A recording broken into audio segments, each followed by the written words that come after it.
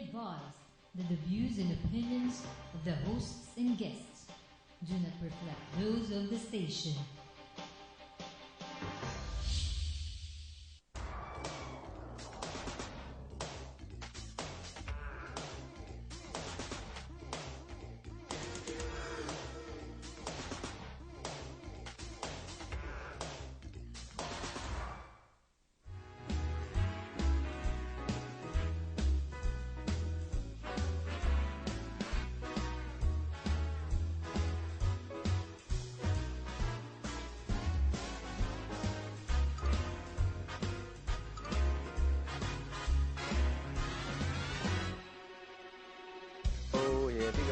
Good morning. Good morning. Welcome to Expat Insights. I'm your host Raju Mandhian. Here at Expat Insights, we take external views of the internal successes by foreigners, expats, and immigrants who have made Philippines their home. This morning, this Friday morning on Expat Insights, we are not going to talk business. We are not going to talk philanthropy. We are not going to talk about anything important. We are going to talk about the most important thing, and that is cooking. Not the ordinary kind, but one of the best kinds in the world. We are going to talk about French cooking because we have a French guest, and he's a chef, of course. He's here. He's been in this country for a very long time. He has 3 lovely kids who are here watching the show. And our guest tonight is a gentleman chef called Mark Aubrey. He's the owner and the head chef of a restaurant called Champatre. Close enough. Correct, close enough. Champatre. And he's here. He's going to talk about French cooking. He won't just talk. He will show and not just tell. So welcome to Expat Insights, Mark Aubrey. Thank you, Raju. Thank you for having me on your show as well, right? Bienvenue. Bienvenue. So welcome to Expat. Yeah. So tell us a bit about your life in the Philippines first. My life in the Philippines, well, first it started about 24 years ago, or soon enough, it's coming June. I arrived here a bit by chance, to say, it was no big plan, and then I came here to work for the Hotel Intercontinental for the Prince Albert Rotisserie at the time. And very quick, I came here, like I say, and very quickly I realized what this country was all about, and so I never left, right? I made it my life, and I'm quite happy to. So you said what this country was all about. What does that mean? Don't tell me that the people are nice or your kids are beautiful and your wife loves you. Tell me what is beautiful about the land or the culture. The diversity of what you can find here in terms of scenery. You know, personally, I'm very much in love with the Ifugao province. Ifugao province? Yes, the Banawe, and those terraces and so on. And it's I go there every year. With my family, and then we even bring our dogs along and so on, because it sort of remind me a bit of home. Of course, it doesn't really look like home, but in terms of the temperature and the smell you find, it's really a bit like going home, to a sense, although home is here for Ifugao is like France? Well, it's stretching it a bit. But in terms of weather, or temperature, and also some of the plants you can see there, and then the feeling of it. Then you have fog, you go there quite early in the morning, you have those nice thick fogs and so on. Where in Ifugao do you go? Banawe terraces? Yeah, we stay in Banawe because we've been going for the past 24 years to the same place. So we go to this place called Banawe Terrace Villine, and then which is run by family, Vizcaya family. And then when we go there, my children could be witness to it. It's like being home, right? We bring our own food, then they let us cook for ourselves and so on. Do you drive going there? Yes, I do drive. Yeah, wow, that's like about 10 hours? No, because I do my driving at night. Because it's less people, there is no jeep, no tricycle on the road, so it's about 6 hours. Do you go from Baguio or you go from the other road? Nueva Ecija, Nueva Vizcaya, and so on. Wow, if you go through Baguio, it's much longer. Yeah, I've been there. I went through Baguio one time. Then I came back from Nueva Ecija and Nueva Vizcaya. It was a fun trip. Yeah, it is. And you go to Banawe Inn? That's the place you stay at? It's called Banawe Terrace Villine. Yeah. It's a very simple pension house, or however, hotel. But it's comfortable. They have hot water. It's relatively clean. And then you have, of course, a gorgeous view. Okay. Great. So you love this place, you love this country, and you have Filipino kids who don't speak Filipino yet. No, we are, because well, I guess we are, even for a Frenchman, it's funny, but you are an English-speaking family, very much, right? Yeah. And even with my wife, she's Filipina, but again, they She speaks French? Very little. As Un much as I poco. speak, un petit peu. Un petit. Un petit peu, voilà. Just as much as I speak Tagalog, I suppose, right? So, excuse me. Yeah, okay. You can have water, please. Please, Yeah, please. sure. Yeah. All right. Now, let's come down to French cooking and your restaurant. No? Let's go to the history of French cooking, or what makes French cooking stand apart from the rest of the cuisines of the world. What is special about French cooking? I think it's one of the things you have to mention is that we have a very wide variety of ingredients.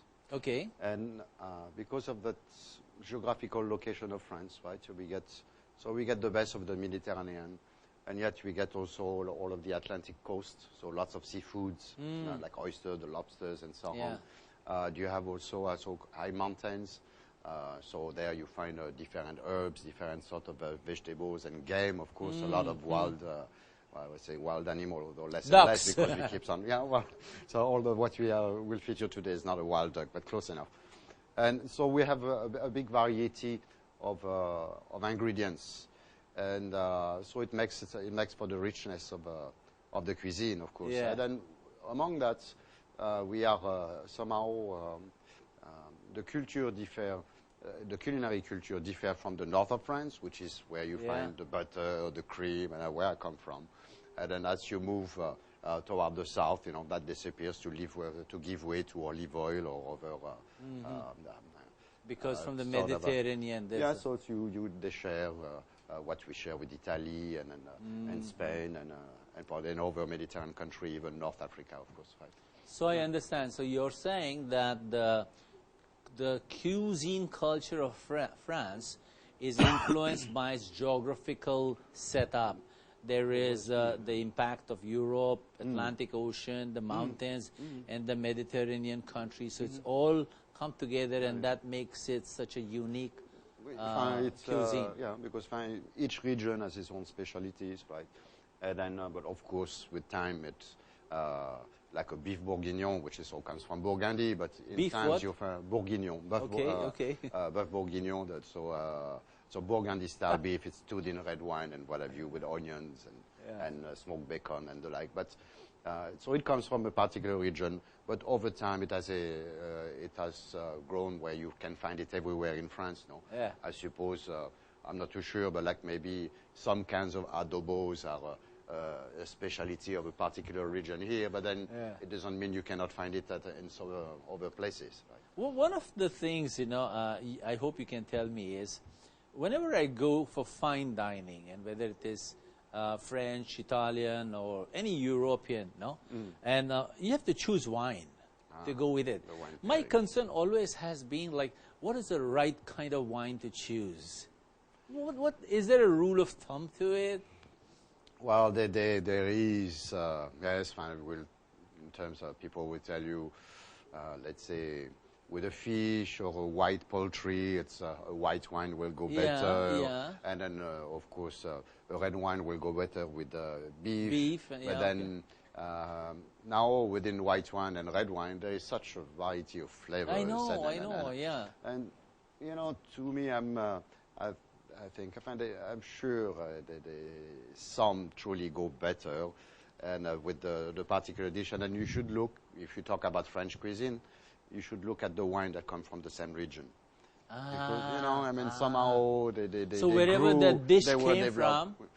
Yeah, as a rule, it doesn't mean that's the only one you can have. Don't get me. It's a good idea. Don't get me wrong, but it's a good idea because they tend to have evolved together, so they worked well together. So let's say one of our famous dishes is a cassoulet, which is like a pork and beans, the version. Casserole.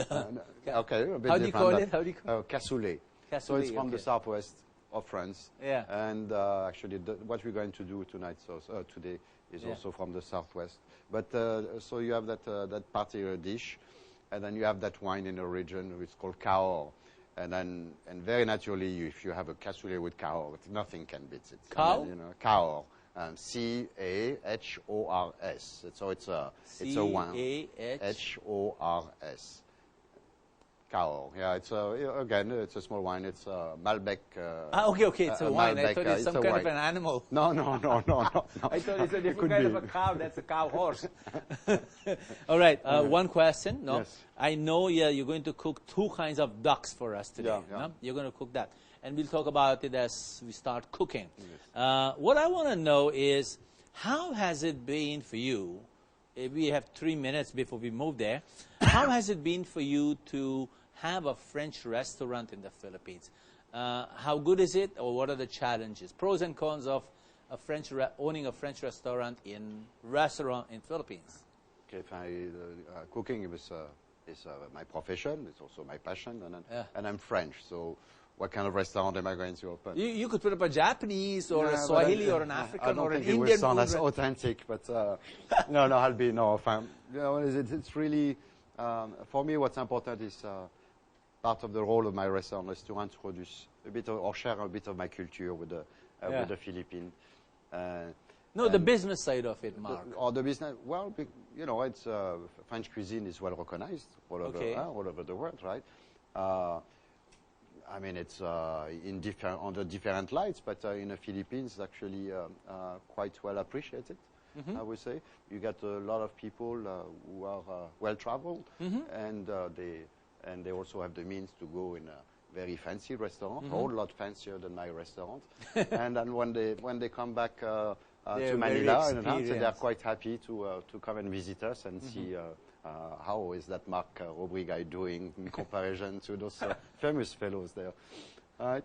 So that's it's got its challenges, but it takes time. I've been doing it quite a while in this country, so you need to find your suppliers, people you can rely on, so to give you the quality you expect, and so on. So it's pretty good, you mean to say? It's pretty good. It is. It has evolved so much since I arrived. Now it's like anywhere else. Okay, Mark, let's, we're going to take a break, no? Okay. And I just want to tell the audience that right after the break, we're going to make 2 dishes. One is called duck margaret. Magret, yeah, fine. Margaret. Magret. Magret, duck Margaret. And the other one is called foie gras. Foie gras. Foie gras. So one of them's a Margaret duck. The other one's a duck that's funny in grass. I think so. No? So we'll just pop up the recipes as we go along, and we'll also let you have the recipes on the YouTube when we put up after the show, so you can cook these 2 dishes. No, right? Yep. Yeah. So anything else you want to tell the viewers before we start cooking about your? Do you want to tell them anything about the recipe, or right now? Well, I should say, I'm only going to mention that both products, the foie gras and the magret, come from those ducks which are phosphate for the liver, right? The foie gras being foie gras is phosphate for the liver. Foie gras is a fattened liver. That's what foie is, liver, and gras means grease or fat, right? And then the magret, it's a name for the breast of the duck, of the sand duck. And when you see it, it's a nice red, meaty breast. Okay, so the first magret comes from pecho in Tagalog, duck chest. Yes, that's right. Yeah, and the foie is from the liver of the duck. It's the liver. That's why they have that paste. The foie gras, the pâté, yeah. The one you use for snaps. Okay, so we'll take a break, and we'll see you in 1 minute on the other side of the room, where we'll be cooking up 2 ducks, and of course, so he'll give you tips as we go along. So stay watching. This is Expat Insights, and I'm your host Raju Mandhia, and we are with Chef Marc Aubry. So we're going to ask him.